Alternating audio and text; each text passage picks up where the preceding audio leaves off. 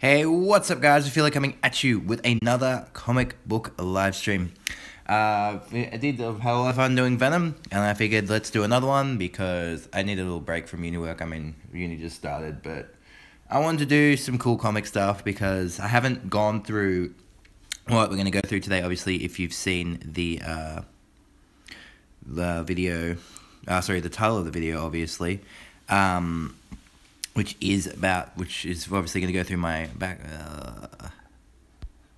Batgirl collection. Now, apologies in advance if the quality of the video is bad.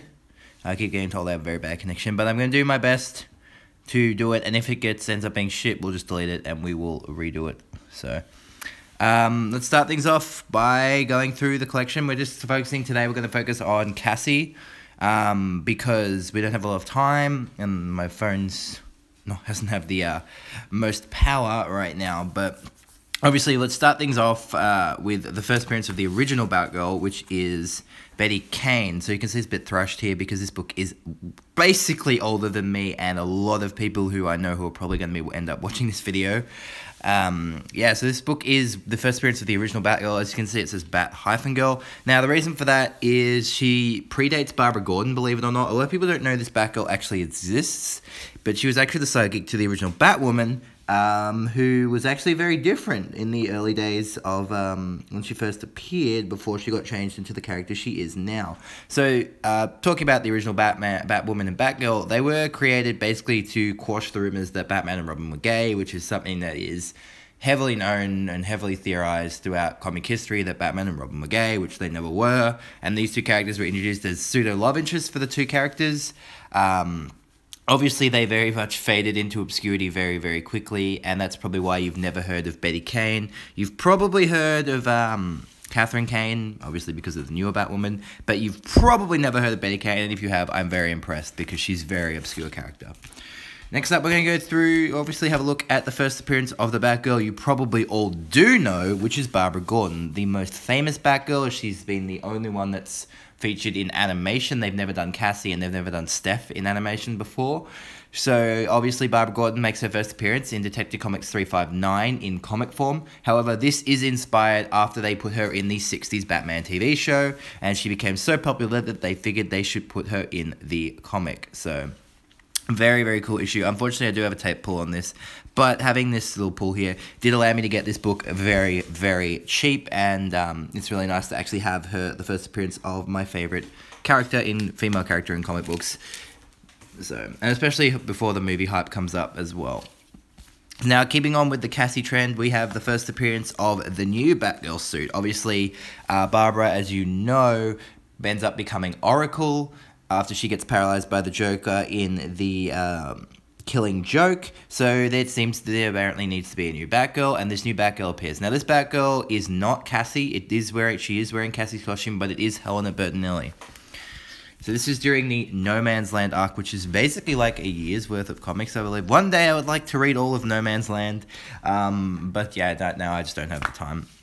So then we have Cassie's first appearance, which is the Mark of Cain, which is Batman number 567. So Cassandra Cain is the daughter of David Cain, and as we later learn in the series, Lady Shiva, which are members of the League of Assassins. And she appears, of course, and eventually ends up getting the suit because she proves herself worthy to Batman, which happens in Batman Legends of Tomorrow, number 120. So, guys, there is a bunch of other Barbara books that we have to go through, but today we're not going to go through them because, again, we don't have much time. We're just going to go through Cassie's books, and then in separate streams, if you guys like, we will be going through all of Barbara and Stephanie's books as well.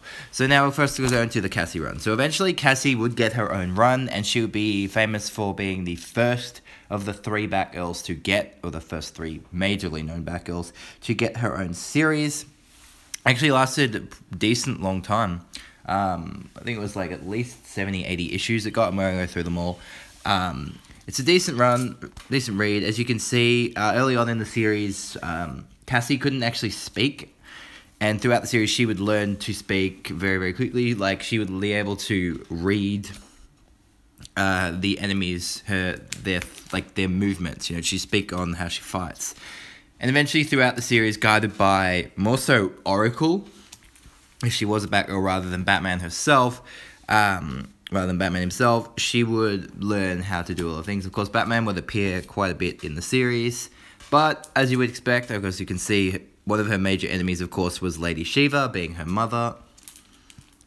And some more cool issues of the series. Was a nice run, focusing very much on her origin and her story. You know, obviously it had a few tie-ins with obviously there was a Gordon Shot tie-in, a lot of tie-ins with various other Batman titles at the time, as you would expect. But all in all, it felt very much like her own story. You know, the facial expressions they got on her suit, you know, covered her whole face. And that was one of the cool designs about this Batgirl costume. You know, you've got the really big utility belt. Stephanie and Barbara's belts have never been, you know, were never that size. You know, this was a Batgirl that was not colorful. This was a Batgirl that visually looked frightening. And she was often, like, teamed up with Tim in a lot of books. And the contrast there between the colors was always a nice thing that they were able to show off with this. Another character she would team up quite a lot is Stephanie Brown, who I've also been mentioning quite a bit, who becomes the third Batgirl, but mostly as Spoiler. So Spoiler makes her first appearance way earlier than Cassie does, and basically ends up getting herself killed later on in, I think it's War Games. Again, spoiler alert, guys, but she becomes a really, really good friend to Cassie, one of Cassie's closest friends, and in the end, of course, Cassie will pass the mantle to Stephanie when she's had enough of being Batgirl and Batman's bullshit, basically. Similar to what happens to Nightwing, of course. So the series, of course, that was a Last Laugh tie-in. Again, a lot of these tie-ins I haven't actually read because they cross over with a bunch of different Batman books. So this is another one of those really cool cover style covers they did. If I do a Nightwing live stream, you'll see there is a Nightwing book that has the same style of cover there. Let's move these out of the way. Keep going. So this is the start of the tie-ins to the Bruce Wayne Fugitive and Bruce Wayne Murderer stories. Whoop, sorry. Apologies for that. I knocked my camera.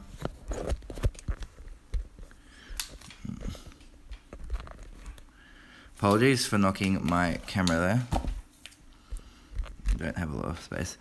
This is another one. Now, this is one of my favorite covers that she has for a very long time because of the way it's drawn. I mean, when I was starting to draw years ago, of course this is the 25th issue, they always celebrate when they get hit 25 issues, because fitting 25 issues for a series these days, even back then, was hard, especially because, you know, she was still a relatively new character at the time, and she didn't have too much going for her. Yeah, but this is still one of my favorite covers, and back when I was trying to draw, I would always like look at comic covers and try and replicate them, and I specifically remember drawing this cover, and this cover still holds a lot of meaning for me as it's one of my favorite covers. Next up, we have, this 26, nice little picture of drawing of Steph there in pain. Now we have, of course, the tie-in with Bruce Wayne Fugitive. So again, Bruce Wayne Fugitive and Murderer are a series that I haven't read, because of how I haven't got all the books. I mean, the only two series I have from this era of comics are Batgirl and Nightwing. So obviously they do cross over with Robin, Detective Comics, Shadow of the Bat, Batman, I think, all the Batman titles. So, and of course, obviously at one point in the story, I think Nightwing might accuse Cassie of being the one murderer, but this is a really iconic cover because we know full on that Batman despises guns, and he would have installed that into Dick, but then of course we know that Dick doesn't give two shits, and Dick will hold a gun if he needs to, and it's a very, very strong cover, seeing Nightwing hold a gun, which is something you don't see very, very often. One thing also that's cool about her, she teamed up, when I was reading this book, is I had no idea that there was a character called Connor Hawke. I'd never even heard of it. And that's one of the cool things about reading, you know, lots of different characters. You get to see these really cool crossovers with a bunch of different characters. So seeing this Connor Hawke guy was pretty cool. I really like the story. And this, of course, I think Chuck Dixon wrote this. And so it was really cool having Chuck Dixon write some issues of Batgirl, because he was writing Nightwing for a really long time, and he was doing such a good job. I think he was writing like all the Batman books for a while, and that was really that was a huge task. It's the next part of the Connor Hawke crossover, and then Cassie's also in the story, which is really cool. And then Robin came up, so it's a really cool storyline. And then we have issue 33. These covers are very nice. And of course, she would finally end up teaming up with Batman as well in a few issues, which is really cool. There wasn't really too many other villains that I saw introduced for the first time in this that really resonated with me more than, of course, David Cain and Lady Shiva were introduced prior to this, but they became major antagonists for her throughout the series, which is really awkward considering they are her parents. But it was nice, and the best part, of course, was getting to see. We saw a lot of Stephanie in this book. I haven't read Robin, but I want to say that Stephanie was more in this book than she was in Robin. I could be wrong there, guys. I'm not sure. This is another one of my favorite covers because it's just a hilarious issue. I actually remember this one quite fondly. A lot of these issues I can't remember because I haven't read them in such a long time, but definitely remember this one. For some reason, she gets told to go on this cruise ship, and because of course she's come up from this assassin background, and she's never been swimming or anything like that. And the idea of her seeing this swimsuit and her having no idea what the fuck it is just hilarious. And I think Barbara buys it for her, and it's pretty hilarious issue. So it's easily a standout one shot for me. The artwork and of course the title, of course, on this one is presenting an all new Batgirl ? Nice little comedic thing there. A really nice one shot. Definitely one of my favorites. Next out we have this issue 40 here. Oh, and we're getting close to one of my favorite issues of the entire run. So another thing they also teased was this little was it 2 issue or 1 issue? I think it was like 1 issue. Yeah, 1 or 2 issue romance between Superboy and Cassie. So this was a weird romance because obviously but it kind of makes sense because you could never have a Batman, Superman proper relationship in comics at the time. I mean, they're 2 main superheroes, they both have female love interests. I'm not anything against that, but I guess that's how DC thought at the time. But seeing like a Batman character and a Superman character together was really cool because we never saw anything like a Supergirl Robin relationship, which was, I'm surprised we never did. But yeah, seeing it felt okay. It didn't feel super weird. And obviously Cassie's still experimenting with herself because she's still very young. She's still exploring a lot of things. So it made sense they would have an issue like that. And then Batman obviously doesn't like it. So another issue there. And she'd go off to some weird foreign land for this issue. Doesn't really stand out too much. I believe this was Lord Poison or some Dr. Poison. Again, I can't remember his name. There's too many villains to remember.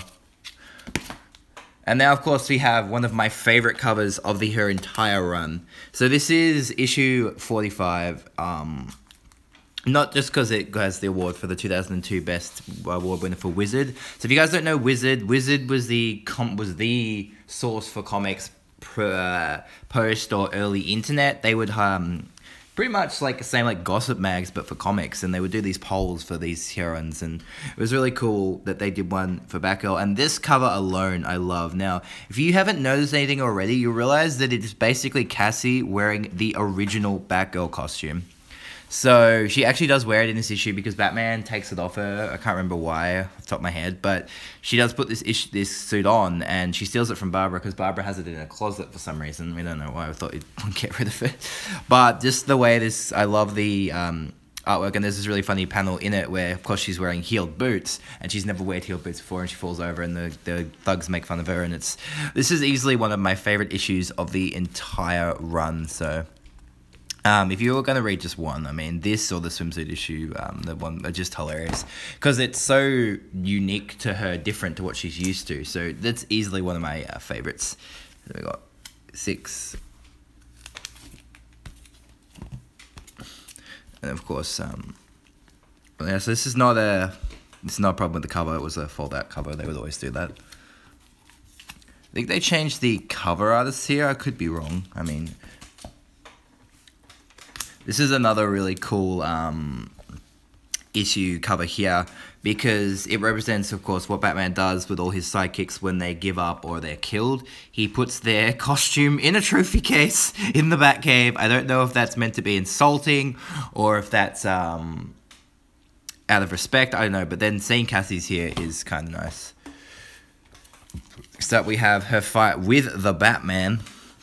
She does obviously have a disagreement with Batman, I think it is, or it's either Poison Ivy takes over Batman, I can't remember. But yeah, they have to fight. And of course, Batman becomes like a pseudo-mentor for her as well, or an idol. So she really wants to impress the Batman, you know. It's a bit different to Babs, who just wanted to help people by, well, basically wanted to help people. Whereas Cassie was like, I idolize the Batman now because of all he does. So yeah. Next, we have some cool Poison Ivy. Poison Ivy showed up for a while. Poison Ivy is a really cool Batman character villain that's quite underused within Batman characters. Of course, she's always ends up being shipped with Harley, so you don't get to see her all that much. So we're about 2/3 of the way through the Cassie stuff. So we're almost done, guys. So next up we have this really cool crossover she has with, now it's another crossover with Robin, but this is a different Robin that you guys might not be familiar with. So this is obviously a female Robin. Now we know that there is a female Robin called Carrie Kelly who is in The Dark Knight Returns, but this is actually Stephanie Brown. So at one point in the Robin series, which I'll talk about when we get to doing Stephanie's live stream, because we probably won't have time to do it in this video, she's obviously dating Tim, and for some reason Tim has to go away and he needs someone to do Robin, so she be Robin in his absence while Tim is away, and of course she has a crossover with Cassie, which is really cool. Nice looking cover. I mean, this Batgirl series had a lot of cool covers. Now we have on to War Games. So War Games is another crossover. It's really weird. Huh. Okay, so we have this one here now. This is still sealed with the CD inside, so I haven't actually had the chance to read this. I think the early issues of this had all these promos for the Sky Captain and the World of Tomorrow. So that's really cool. So War Games was obviously something I mentioned earlier, where Stephanie ends up getting herself killed for some reason, but then they retcon that or something. I don't know. It's really weird. I haven't read War Games, unfortunately, but War Games seemed to be a massive arc. Had 3 acts by the looks of it. So Act 1, Act 2, Act 3, and it had 8 parts, so I assume there was 8 Batman titles crossing over with it. So then we get on to the crossover with Robin. So this is an actual full-on crossover across 2 books. So it was Fresh Blood. Now, I'm not sure why they called it Fresh Blood, but, I mean, I haven't had a chance to... Again, I haven't read these books in a very long time, but it's really nice to see her team up with Robin, because we didn't really have a Tim Drake, Stephanie, Cassandra Cain major team up in this series, unfortunately, so it was really nice to see those two actually get to team up. I mean, because we knew very on that Batgirl and Robin, like Dick and Barbara, had a lot of their own stories very early on, and it before either of them got their own book. I mean, it was in, I think they ended up getting side stories in Legends of the Dark Knight or something. I can't remember what it was, but then of course another two parts of this. This cover's really weird art style. I mean, feels more like a kind of like halfway between the animated style and the comic style, which is kind of cool. Then we got another issue featuring the Penguin, issue 69 here. So yeah, obviously Stephanie's Brown. This is obviously has Stephanie. So Stephanie is actually still dead in this issue. So obviously she's coming to her from beyond the grave, because obviously Cassie feels guilty about what happened to her. This is a cool cover as well, probably because I play guitar, and seeing Cassie, I think it's Cassie, it's either Cassie or Shiva, I can't remember, but seeing them in front of a guitar is kind of cool. Then we have Ravager shows up as well. So Ravager's another cool character who I'd love to learn more about. She's Deathstroke's daughter, and her name's Rose, and that's about all I know about Ravager. She is a massive foe for the Teen Titans, and at some point, of course, Cassie does join the Teen Titans for a few issues because Batman feels like it will give her more direction and make her be less aggressive. So we're coming close to the end of the series, so she's off to see her dad and ask more questions from her dad there. This is another cool issue. She's on a motorcycle and she just doesn't give two shits. She has a team up with the Birds of Prey, which is really cool because I love the Birds of Prey. It's a shame that she didn't do it a lot earlier, obviously, because, I mean, Barbara was appearing in both books. She goes off to fight the League of Assassins. And one thing that's really cool about Cassie as well is that after her book ends, she does later show up. She does like kind of disappear for a bit, and she does show up again in Robin's book as, believe it or not, spoiler, the actual leader of the League of Assassins. So yeah, we're coming close to the end of her original run here. So she fights, I think the last one she fights would probably be, Miss Freeze is one of the last enemies that she fights. 72. She has the final showdown with Lady Shiva at the end of the book at issue 73. So that's the end of Batgirl Volume 1. So it actually lasted 73 issues, which for a comic at that time was actually pretty good considering, you know, she was actually quite popular, but she didn't have anywhere near the popularity of Barbara, which is why in the end I think Barbara got her own book back. But Cassie still has a massive cult following, and thankfully, guys, if you haven't got these singles, DC was reprinting her trades. Someone told me recently, I think they stopped for a while, but hopefully they start that up again soon. So then I'm going to take a look at some of the specials that Cassie has, the extra issues, and then we'll take a look at her Volume 2, and that'll be the end of the stream. So first off, of course, she does get her own annual. Unfortunately, she only got one annual, which was really weird. So, of course, they introduced a new villain. It was printed back in the 2000s, and her book ended in 2006. So she went 6 years without an annual.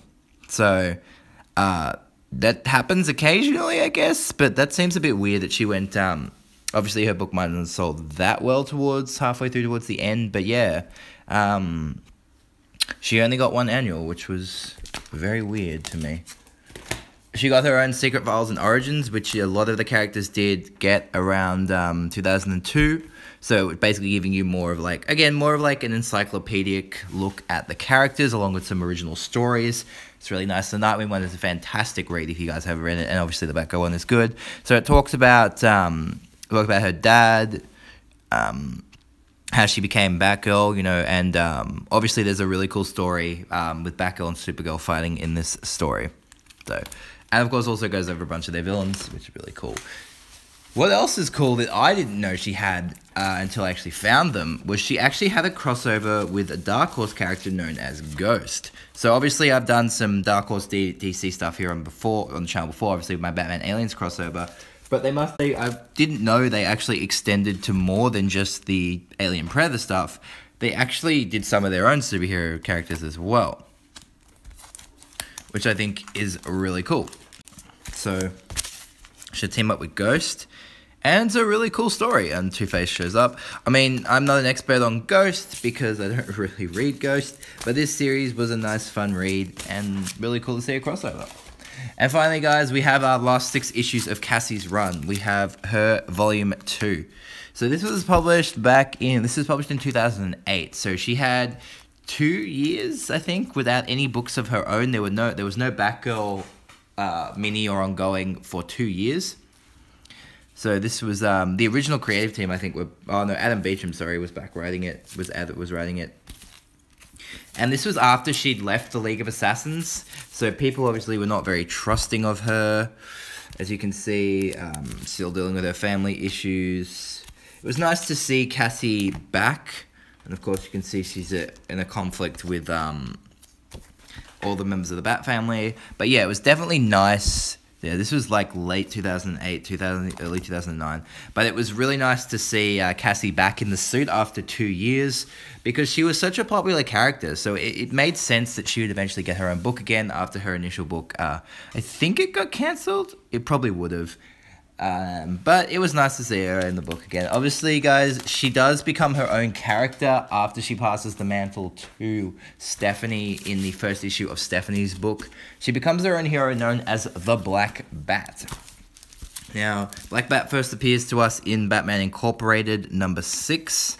Where is she? She's on this cover somewhere, I think, isn't she? No, she's actually not on this cover, but that's Stephanie there. So it's kind of cool. So yeah, Batman Incorporated brought a bunch of weird characters to us. So we have some of her appearances in the Robin Year One Later storyline. So you can see Cassie's costume there. So we have a few bits of this. I'm missing issue 150. But we got 151, 152 where Robin takes on the League of Assassins and he finds that Cassie's the leader. And then she shows up later in 162 as well. And then we have obviously she shows up as the Black Bat later on, and she becomes very infamous for being the Black Bat. And I think when they bring her back in the Rebirth, I think she's called Black Bat. I'm not 100% sure. And then one other thing I want to take a look at before we finish is this one issue of Birds of Prey, which is released in 2006. So this is after Cassie's run ends. Cassie's first run ends in April. So there is a new girl who just shows up claiming to be Batgirl. And this, of course, is a cover swipe of the first appearance of Batgirl, Detective 359, except with the members of the Birds of Prey. So anyway, guys, that is the end of my Cassie stream. Thank you so much for watching. If you guys like that and want me to do a stream of for Barbara and Stephanie, please let me know in the comments below. And as always, guys, feel free to check out my other comic book videos. I did do a live stream for Venom where I go through 159 of the 160 issues of Venom. Unfortunately, I still haven't been able to find that issue 17, and I think I'll probably end up dying before I find it. But, guys, thank you so much for watching. Feel free to check out my other videos, and I'll catch you for my next live stream or video.